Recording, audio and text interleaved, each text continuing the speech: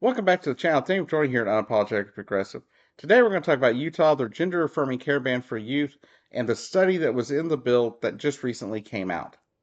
Now, when that law passed back in 2023, the state of Utah was tasked with doing a study on gender-affirming care for youth to find out if their ideas that the legislature had, their thoughts, were justified, and whether the ban was justified or not. Their reason for the ban was long-term effects, long-term bad effects, and negative outcomes for transgender youth, which is a legitimate thing to study, right? I think that's a legitimate thing to look into if you do it legitimately, which the Department of Health and Human Services in Utah did. Unlike RFK Jr. in the Trump administration and the Cass report over in the UK, right? Those two reports had nothing to do with science. There was no scientific anything to back that up. They just took people's feelings. And it's very interesting how the screw your feelings crowd cares about their feelings so much. But here's the deal. The study from the state of Utah came back and stated that, let's look here. The study reviewed data on thousands of transgender individuals and reported positive mental health and psychosocial functioning outcomes linked to gender-affirming care. Now that right there shows you right off the bat that mental health outcomes were actually good. And people being able to interact socially worked out pretty well for people that were able to transition. And most kids that are youths that, most youths that transition can go from being, unhappy people that end up thriving in life. Their grades at school go up. Their work and extracurricular activities goes up.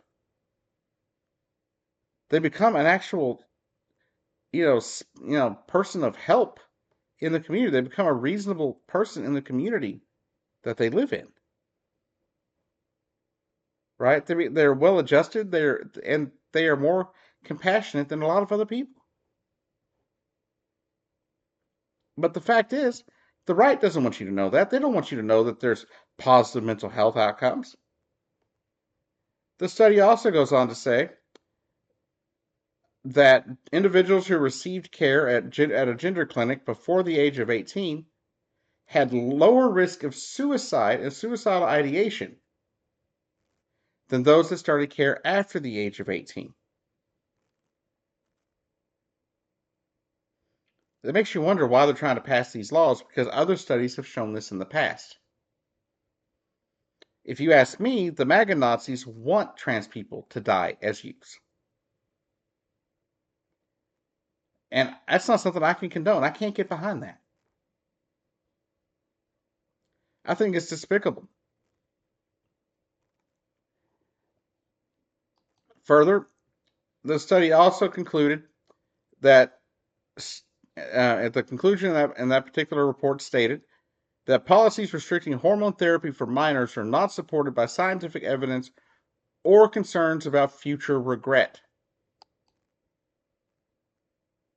So there's no scientific data to back up the claim that hormones and other things being used for transgender people, especially youths, were damaging to them. There's no evidence for that. If taken properly and prescribed properly, as a doctor at a gender clinic would do, and that someone that knows about the gender protocol, gender affirming care protocols would do, there's no harm in these particular things being used. Like puberty blockers. That's a hormone treatment, right? It blocks puberty from happening. Now, for a lot of those people that go on puberty blockers, many of them do go on with their transition. There is a small subset of those people that do not. But is it not better to be safe than sorry? Because what these puberty pausing medications do is they prevent people from going through a puberty that is potentially going to cause them to unalive themselves. But also, there's no the regret rates are so low. I've seen studies where the regret rates have been less than 2%. I saw another study where it was less than 1%. And isn't the regret rate for like breast implants higher than that, like 3 and 4%? And I think knee replacements are like 6.5% or higher regret rate. So this is what a scientific study did, and what a scientific study stated. The legislature in Utah, right? They're gonna reverse their ban, right? No, no, no. They're not gonna do that. They've already made it clear they don't intend to do that because this wasn't definitive enough for them, even though the study was very clear. And there have been several studies in the past, over the past 40 years, on the subject. So that said, I'm disgusted because it proves one thing, that these people do not care about science. That's the same thing with the Trump administration's report a few weeks ago and the Cass report in the UK. They weren't based in science. They were based on their feelings. They were based on their feelings about trans people and not based on the actual science around trans people. And the youths of Utah and this country are going to pay the price. And I want to make it clear, like I try to make clear in every single video I do about this issue. I don't want anyone to be trans. Nobody wants anyone to be trans.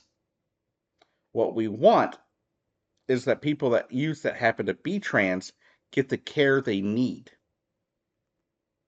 I can guarantee you right now my life would be a lot better mentally had I got the gender affirming care I needed when I knew who I was at 10 years old.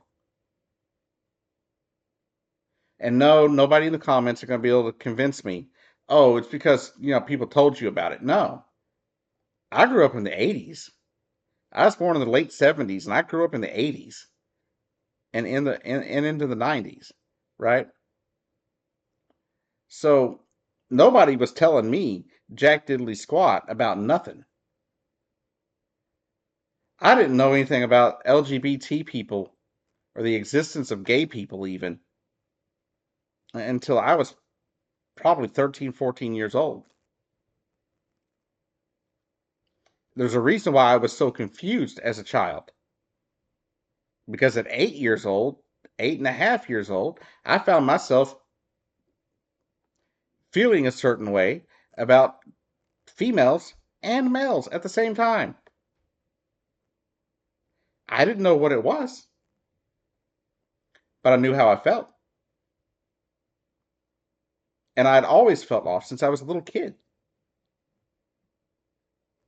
I had never felt like a boy. I'd always gravitated towards feminine things, which there again is not a sign that you're trans, but I always happened to. And the times that I spent dressing myself up in feminine clothing when my parents were away made me happy. Nobody ever told me to do that. I just enjoyed it. I remember when I was in foster care, right? I tried on a dress. I was like 3 years old. And I played dress up with the three girls that I was um, living with when I was 3, 4 years old. I had fun doing that. I have no recollection of that being a negative for me. I just remember being happy, right? Let's also be clear. Gender affirming care for minors is not the same all the time as gender affirming care for adults. Gender affirming care for minors is very heavy on psychological analysis. to make sure that these people are transgender. So surgeries and things like that in the future aren't they don't go forward with surgeries in the future. But for youth, surgeries just generally don't happen. And if you want to make it to where surgeries can't happen until 18, I'm 100% with you. There's a number of reasons why things like that wouldn't be beneficial. Because when you're under the age of 18, you're still growing, right? And so that wouldn't make any sense. And and when you're really young, if you're a male to female transgender person, you're not going to be able to do the gender affirming care for bottom surgery at a very young age. It's just based on everything I have read about it, because I've become more interested in it since I came out. I became far more interested in how those surgeries work and if I'd ever be able to have one, right? But there are certain things that are required, certain growth, I guess you could say, that is required for those surgeries to be functional and to work.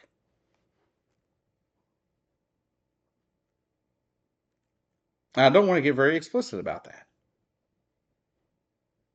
Also, be sure if you're in the comments going to sit there trying to call me a groomer and all that BS like you like to do, check the fact that this video is marked as not made for children. So every single video you see me making on this channel is not meant for children to watch. There are a number of reasons for that, because I cover topics that I don't believe I need to be talking to children about.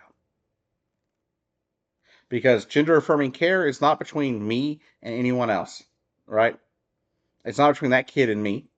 It's between that kid, their parents, and their doctors, right? So I don't believe kids should be learning this firsthand from me.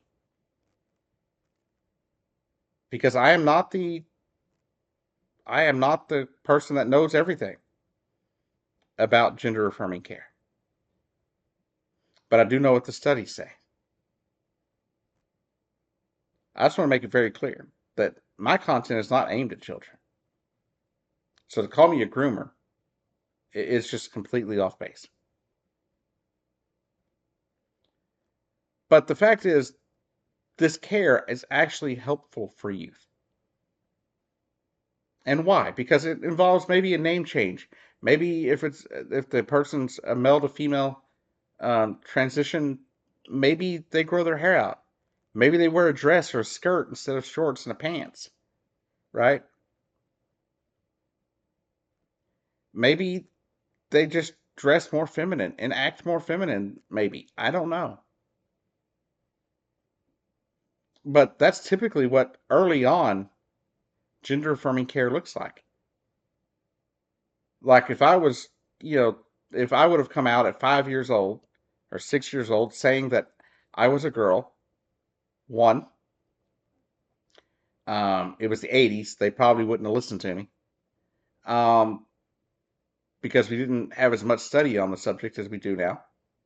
But if they had, gender affirming care wouldn't have been immediately taking feminine hormones or puberty blockers or any of that stuff.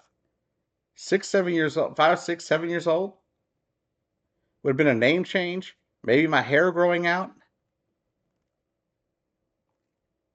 and maybe dressing more feminine in public.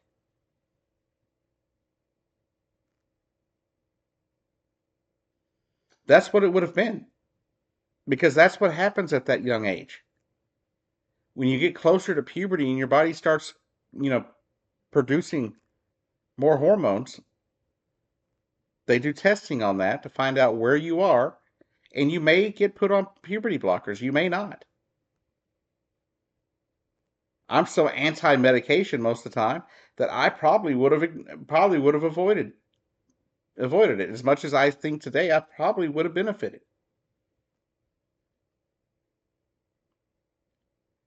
But the fact is, this is the facts, right? This study points out the facts. The study points out that gender affirming care is helpful to trans minors, that it has better outcomes for their mental health, and lowers their suicidal ideation and their suicide attempt risk because they're able to be themselves. As I've said before, transgender people don't commit suicide because they're transgender. They commit suicide because the way society treats transgender people.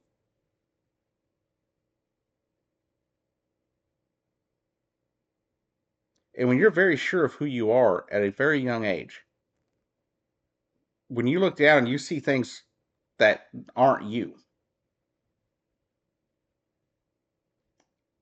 it causes mental health issues,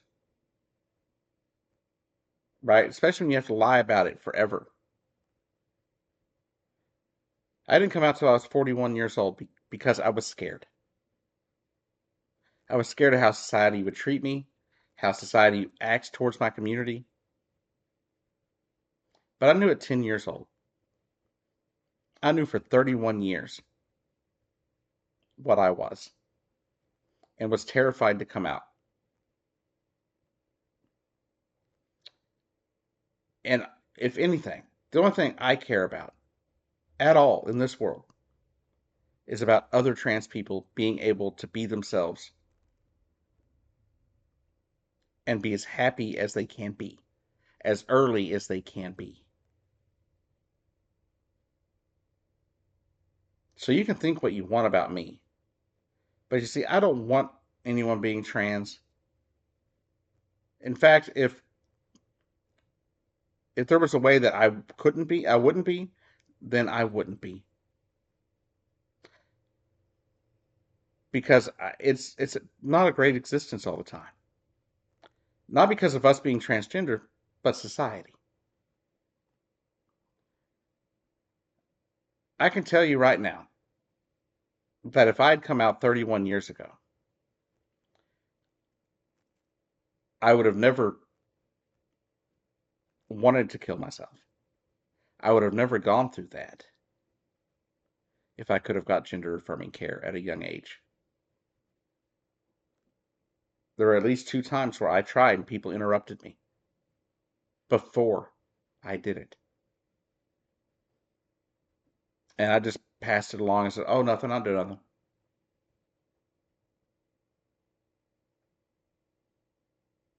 I did that twice between junior high and high school because I wasn't me. Anytime I heard about people like me, they were getting made fun of. I was getting threatened to be beat up just because I acted more feminine than the boys. And I know that it's not something that's just specific to me. Transgender people across this country go through this on a daily basis. Even when I thought I was hiding it my best, I was still beaten up and ridiculed because I wasn't masculine enough, right? And I know how things would have been if I'd come out in high school, junior high. I would have been beaten up even more. But times are different. Younger people are more tolerant and more understanding of people being different than them. Now, there's a large portion of your Gen Zs that aren't, and your millennials that aren't, but every generation we seem to get better. Now, I want people to know something, that we'll get through all this. If you're transgender, we're going to get through this. I hope you made it this far through the video, but I also want to make it clear that things look dark right now, but things will get better. Things will improve. We just have to keep fighting. And unfortunately, we're going to have to refight some fights that those that came before us have already fought. on transgender rights, gay rights, and women's rights. They're all intertwined. But we're going to have to refight some fights and refight some battles that our ancestors and stuff fought before. That those that came before fought in the past. But we will overcome. Be sure of that.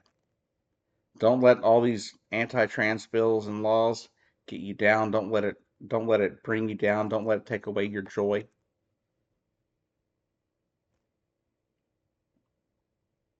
In the comments, let me know how your transition went. When you transitioned, how did you feel with transitioning? And do you have any regrets for your transition? Anyhow, thank you for watching. I'll see you down the road.